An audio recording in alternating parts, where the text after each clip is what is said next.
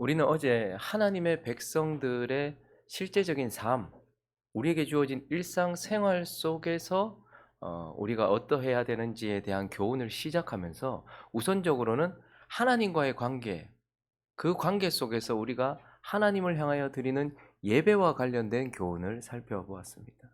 이제 이어지는 오늘 본문은 우리의 일상생활, 우리의 삶과 관련해서 우리가 생명처럼 여기고 우리가 하나님처럼 떠받들며 우리에게 강력한 영향력을 행사하는 재물과의 관계 속에서 재물과의 관계 속에서 하나님의 백성들은 어떠해야 하는지 하나님의 백성들의 삶의 태도에 대한 교훈을 살펴보려고 합니다. 그 첫 번째는 재물을 사랑하지 말라라는 거예요. 재물에 대하여서 하나님의 백성들은 재물을 사랑하지 말라라고 말씀합니다. 여러분, 오늘 본문은 재물이 가지고 있는 특징, 특별히 우리를 향해 가지고 있는 그 영향력이 어떠한지를 재물이 가지고 있는 그 엄청난 영향력에 대하여서 비교적 자세하게 우리한테 말해주고 있는데요. 19절부터 보시면 19절부터 21절까지 한번 읽어볼까요? 시작. 너희를 위하여 보물을 땅에 쌓아두지 말라. 거기는 좀과 동록이 해하며 도둑이 구멍을 뚫고 도둑질하느니라. 오직 너희를 위하여 보물을 하늘에 쌓아두라. 거기는 좀이나 동록이 해하지 못하며 도둑이 구멍을 뚫지도 못하고 도둑질도 못하느니라. 네 보물 있는 그곳에는 네 마음도 있느니라. 재물의 가장 강력한 영향력 중에 하나는 재물은 우리의 마음을 끄는 힘이 있다라는 거예요. 우리가 만약에 나를 위하여서 혹은 오직 개인적인 자기 자신만을 위하여서 땅에 재물을 쌓아놓거나 그렇게 나를 위해서만 쓴다면 내 마음은 거기에 있을 것이요. 내가 하나님의 뜻을 따라서 재물을 흘려보내고 재물을 사용한다면 그 재물이 있는 곳에 내 마음도 있을 수 있다. 그러니 재물의 가장 큰 첫 번째 영향력은 무엇이냐면 우리의 마음을 잡아 끌어서 우리의 마음을 거기에 둘 수 있는 힘이 있다라는 거예요. 여러분이 돈을 어디에 두고 있느냐에 따라서 우리의 마음이 어디에 가 있느냐를 결정할 수 있는 우리의 마음을 끄는 곳, 우리의 마음을 두는 강력한 힘을 가지고 있는 것이 재물이다라고 말씀하고 있습니다. 그리고 22절, 이어지는 22절과 23절 또 읽어볼까요? 시작. 눈은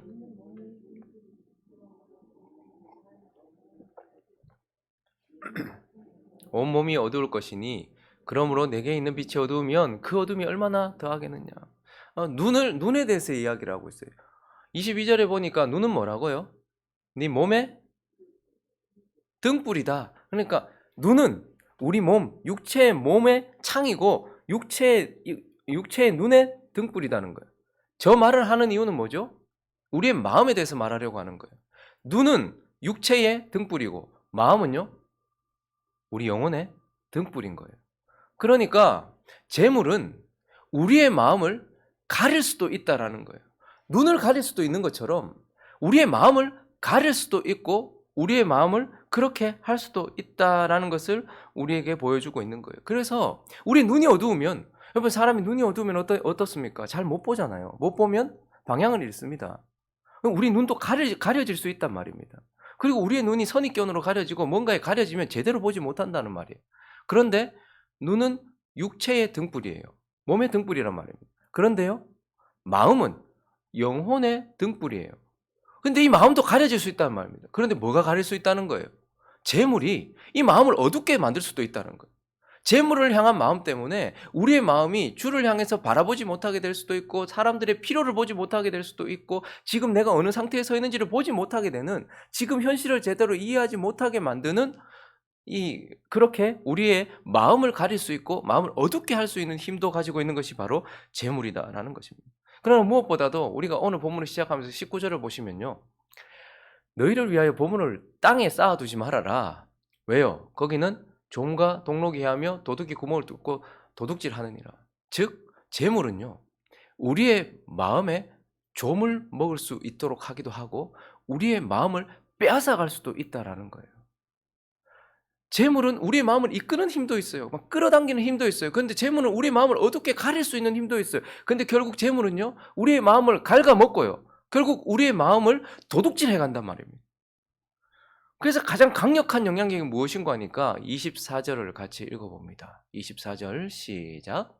한 사람이 두 주인을 섬기지 못할 것이니 혹 이를 미워하고 저를 사랑하거나 혹 이를 중히 여기고 저를 경히 여김이라 너희가 하나님과 재물을 겸하여 섬기지 못하느니라. 재물의 가장 강력한 그 영향력은 무엇인가? 바로 경배의 대상이 되고 우리 마음의 사랑의 대상이 된다는 거예요. 그러면 재물은 불의한 거예요. 불의하다라는 것은 나쁘다는 것이 아니라 이 땅에서만 사용되는, 이 땅에 있을 때에만 사용되는 거예요. 우리가 저 땅에 가서 새로운 하나님의 나라에 가서는 돈을 사용하지 않을 겁니다. 그렇지만 불의한 거예요. 그래서 이 땅에서 소중한 거예요. 그 돈은 육체적인 것이고 물질적인 것이고 보이는 것이에요. 그런데 돈의 강력한 영향력이 무엇이냐 하면 우리의 마음에 영향을 미친다는 거예요. 그 돈이 육체적인 것인데, 물질적인 것인데 이 땅에만 속한 것임에도 불구하고 이 물질이요, 사람의 마음에 영향을 미쳐서 사람의 마음을 자꾸 잡아 끌어요. 사람의 마음을 가리고 어둡게 만들기도 해요. 사람의 마음을 갉아먹고 사람의 마음을 도둑질해가요. 결국 그 사람의 마음의 중심에 앉아서 하나님처럼 대접받고 하나님처럼 숭배받을 수 있다라는 거예요. 그렇기 때문에 주님은 우리에게 뭐라고 말씀하십니까? 물질이 이만큼 위험한 거니까 버려라 이렇게 말하지 않고 디모데 전서 6장 10절을 읽어봅니다. 시작.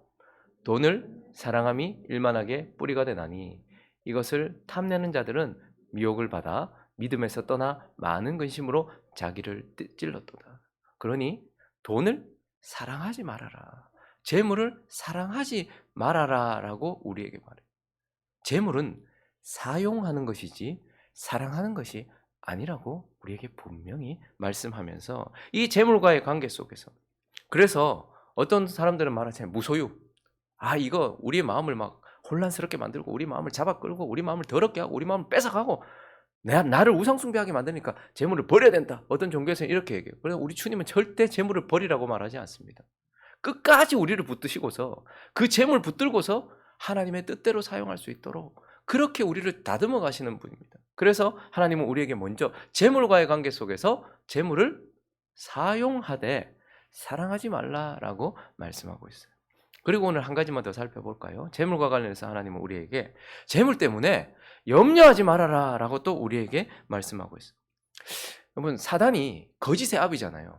근데 사단이 고단수인 것은 맞는 말도 하고 틀린 말도 하고 어떨 때는 성경도 인용하고 막 이렇기 때문에 우리가 넘어가는 거예요. 우리의 첫 부모, 우리의 가장 조상이었던 아담과 하와가 사단에게 속았어요. 사단이 뭐라고 처음에는 이렇게 다가와서 말하다가 나중에 뭐라고 속였는가 하니까 이 선악과를 먹는 날에는 정령 죽으리라 하나님 말씀하셨는데 죽지 않을 거다 이렇게 말했고 이거 먹어도 안 죽을 수도 있겠구나. 그리고 이거 먹으면 하나님처럼 된다. 이런 거짓말에 완전히 속았어요. 그러나 지금도 많은 사람들이 사단이 세상에서 만들어 놓은 그 거짓에 속아서 돈에 대해서 어떻게 생각하냐면 돈은 생명이라고 생각을 해요. 돈이 없으면 죽는다고 생각해요. 돈이 우리를 먹여 살리고 돈 없으면 못 산다 이렇게 생각해요. 맞는 말입니까? 틀린 말입니까 그러면? 돈 없으면 살 수 있습니까 권사님? 그러면 돈 없어도 살 수 있습니까? 없습니까? 사단은, 세상은 우리에게 돈 없으면 어떻게 사나 이렇게 말해요. 돈이 우리를 먹여 살린다고 말해요. 그러나 하나님은 우리에게, 주님은 우리에게 성경을 통해서 돈이 우리를 살리는 것이 아니고 하나님이 우리를 살린다라고 분명히 말해요. 그런데 우리가 자꾸 속는 지점이 어디냐면 하나님이 물질을 사용해서 우리를 살린다라는 거예요. 물질이 모든 유통과 모든 생활에 다 뭐라고 하나요? 교환 수단으로 쓰임 받잖아요. 뭘 하기 위해서 다 돈이 쓰임 받기 때문에 사람들 돈이 없으면 못 산다라고 생각을 해요. 그러나 우리를 진짜 살게 하는 것은 하나님이란 말입니다. 하나님이 물질을 통해서 우리를 살게 한다는 말이에요. 근데 사람들은 이 물질을 통해서 살게 하시는 하나님은 제외하고 거기에 사용받는 돈에만 집착해서 돈이 우리를 살린다라고 속아 있다라는 거예요. 그래서 하나님은 우리에게 뭐라고 말합니까? 물질과 관련해서 25절 읽어볼까요?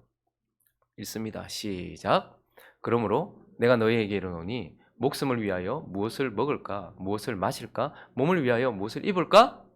염려하지 말라. 목숨이 음식보다 중하지 아니하며 몸이 의복보다 중하지 아니하냐. 그래서 하나님이 우리를 살리시고 물질이 아니라요. 하나님이 물질을 통해서 재물을 통해서 돈을 통해서 우리를 살리신단 말이에요. 근데 하나님이 살리시니까 물질과 관련해서 어떻게 하라는 거예요? 염려하지 말아라 라고 우리에게 말씀을 하고 있는 겁니다. 염려하지 말아라. 왜 그러면 염려하지 말아야 될까요? 염려하지 말아야 될 이유에 대해서 하나님께서 하나하나 짚어주세요. 먼저 27절을 볼까요? 시작. 너희 중에 누가 염려함으로 그 키를 한 자라도 더할 수 있는. 염려는 해봤자 아무 유익이 안 되기 때문에 그래요. 일단은 우리가 무슨 일을 딱 만나면 저도 그런데 이게 우리 옛자의 습관이 염려부터 하는 게 습관이 돼 있어요. 물질과 관련해서요. 지금 오늘 이만큼 있으면 요만큼은 살겠는데 내 노후는 어떡하지? 물질에 있어서 내 자식들은 그러면 어떡하지? 그러면 그 이후에는 어떡하지? 그럼 이 일을 할 때는 어떡하지? 병에 걸리면 어떡하지? 계속 염려를 해요. 그런데 문제는 뭐냐면 염려를 했을 때 돈이 그만큼 나오면 앉아서 우리 늘 염려만 하면 될 것 같아요. 근데 염려한다고 키를 한 자로 누리거나 우리의 생명을 1초라도 누릴 수 있느냐? 아무 유익이 없다. 그러므로 물질과 관련해서는 염려하지 말아라 라고 말해요. 그리고 또 하나 우리가 염려하지 말아야 될 두 번째 이유는 31절과 32절입니다. 읽어봅니다. 시작. 그러므로 염려하여 이르기를 무엇을 먹을까 무엇을 마실까 무엇을 입을까 하지 말라. 이는 다 이방인들이고 이런 염려하는 태도는 이방인들이 가진 태도다. 이방인이란 어떤 사람이에요? 하나님이 없는 인생들의 삶의 태도라는 거예요. 보호자가 없는 고아, 신랑이 없는 과부와 같은 하나님이 없는 우리 신랑 대신 예수 그리스도가 없는 자들이 하는 것이에요. 그래서 염려는요, 죄입니다. 우리가 그것을 깨달아야 돼요. 염려하고 있는 순간 우리는 하나님을 무시하고 하나님을 제외하고 하나님을 내 인생 가운데서 지워버린 죄 가운데 처해 있다라는 거예요. 그래서 사실 염려가 될 때는 어떻게 해야 돼요? 염려는 염려로 이어져서는 안 되고 이건 이방인들이 구하는 거예요. 염려는 뭐로 이어져야 돼요? 기도로 이어져야 되는 거예요. 하나님의 백성들은 염려하지 말고 그래서 염려가 되어지는 순간 기도로 우리의 삶을 바꿔야 되는 거예요. 그래서 주님이 뭐라고 말씀하십니까? 아무것도 염려하지 말고 다만 모든 일에 기도와 간구로 너희 구할 것을 감사함으로 하나님께 아뢰라. 그리하면 모든 지각에 뛰어나신 하나님의 평강이 그리스도 예수 안에서 너희 마음과 생각을 지키시리라. 그러므로 염려는 해봤자 일단 소용이 없고 유익이 없고, 두 번째 염려는 이방인 하나님 없는 인생들의 삶의 태도에 나타나야 되는 특징이지, 하나님이 있고 신랑 대신 예수 그리스도가 있는 자들은 염려가 아니라 기도를 해야 되는 자들이기 때문에 염려하지 말아라. 그럼 무엇보다도 중요한 것은 우리가 기도하지 않는다 할지라도, 우리가 그런 거 없다 할지라도 하나님 뭐라고 말씀하시는 거 아니까 26절 읽어볼까요? 26절과 28절 뭘 좀 보래요. 읽어봅니다. 26절 시작. 공중에 새를 보라. 심지도 않고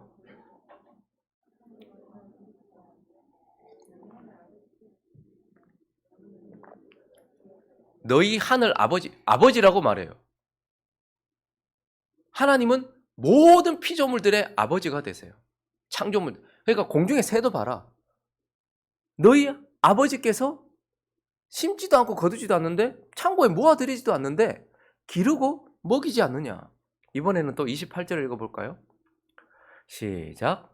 또 너희가 어찌 의복을 위하여 염려하느냐. 들의 백합화가 어떻게 자라는가 생각하여 보라. 수고도 아니하고 길쌈도 아니에요. 일단 새를 보래요. 그리고 들의 꽃들을 좀 보래요. 백합화를 보래요. 새들은 하나님께서 본능을 주셨어요. 그래서 새들은 본성을 따라서 살아갑니다. 그런데 하나님은 그 본성을 따라서 새들을 이끌어 가시고 그 새들을 먹이시고 입히시면서 새들이 본성을 따라서 살아가도록 하심으로써 하나님은 그들을 먹이시고 입히셔서 새들을 하나님께서 보호하고 잘 살게 하셔요. 백합화는요, 하나님이 심어 놓으신 장소에 뿌리를 내림으로써 하나님이 그곳에서 먹이고 입힌다 이렇게 말해요. 그와 같이 하나님은 새 동물들에게는 본성을 주셨고 우리에게는요, 거듭난 하나님의 자녀들에게 뭘 주셨어요? 성령을 주셨어요. 그래서 그들이 본성을 따라서 살아가면 하나님의 이끌림과 하나님의 은혜 가운데서 하나님이 먹이시고 입히시는 것처럼 우리는 성령을 따라 살아가면 하나님이 우리를 먹이시고 살리시고 입히시고 그렇게 한다는 거예요. 그리고 백합화도 장소, 있는 곳이 있는 것처럼 우리를 살게 하신 그곳이 있는 거예요. 그래서 우리는 하나님이 주신 성령을 따라서 하나님이 살게 하신 그곳에서 아버지의 은혜 가운데서 살게 된다라는 거예요. 그래서 33절은 이렇게 말씀합니다. 읽어볼까요? 시작. 그런즉 너희는 먼저 그의 나라와 그의 의를 구하라. 그리하면 이 모든 것을 너희에게 더 하실 것이다. 돈이 목표가 아니고 하나님의 나라, 그의 의를 구해라. 하나님과의 관계, 그분과의 관계 속에 있으면, 그분과 함께 있으면 하나님께서 이 모든 것들을 다 더해 주신다.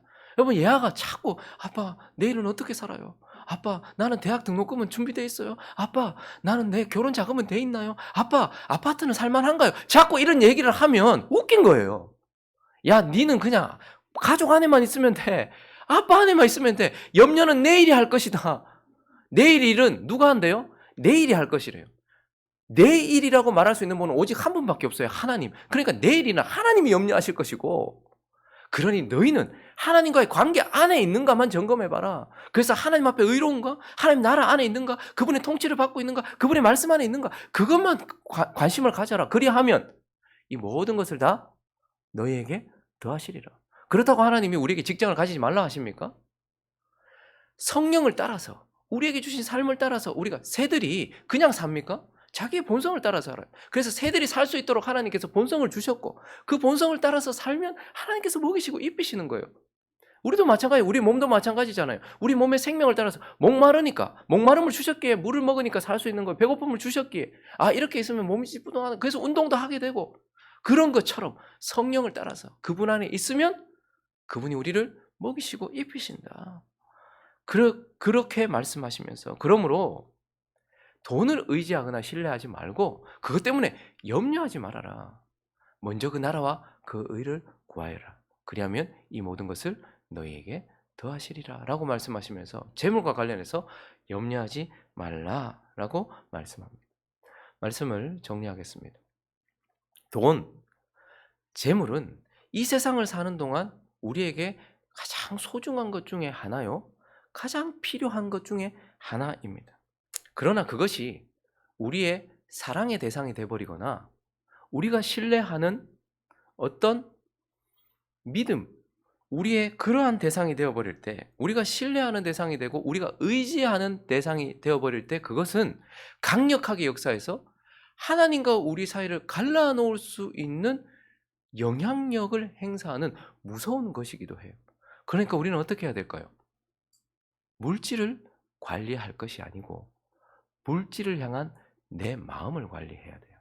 사람들은요, 어떻게 재테크를 해서 물질을 어떻게 관리할까? 거기에 관심이 있는데, 근데 그리스도인들도 그렇더라고요. 물질을 함부로 써서도 안 돼요.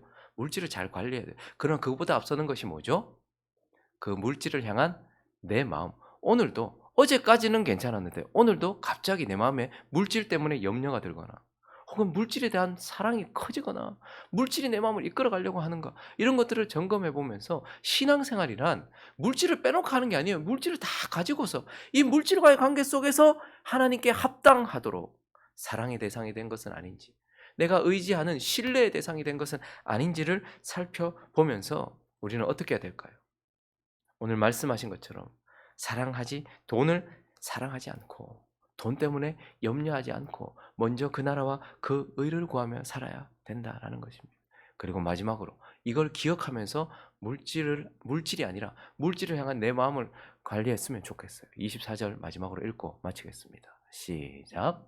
한 사람이 두 주인을 섬기지 못할 것이니 혹 이를 미워하고 저를 사랑하거나 혹 이를 중히 여기고 저를 경히 여김이라. 너희가 하나님과 재물을 겸하여 섬기지 못하느냐. 하나님은 영원히 우리와 함께 있을 것이고, 물질은 우리가 이 땅을 떠나는 동안, 이 땅에 사는 동안, 우리가 이 땅에서 내 삶이 끝나기 전까지 내 옆에 있어야 될 동반자입니다. 자, 그런데 두 주인을 겸하여 섬기지 못한다. 그러므로 이걸 버리라는 것이 아니라 주를 사랑하고 주를 신뢰해라 라고 말씀하시는 하나님의 말씀을 따라서 재물과의 관계 속에서 하나님의 백성답게 살아가는 저와 여러분 되시기를 예수 그리스도 이름으로 축원합니다.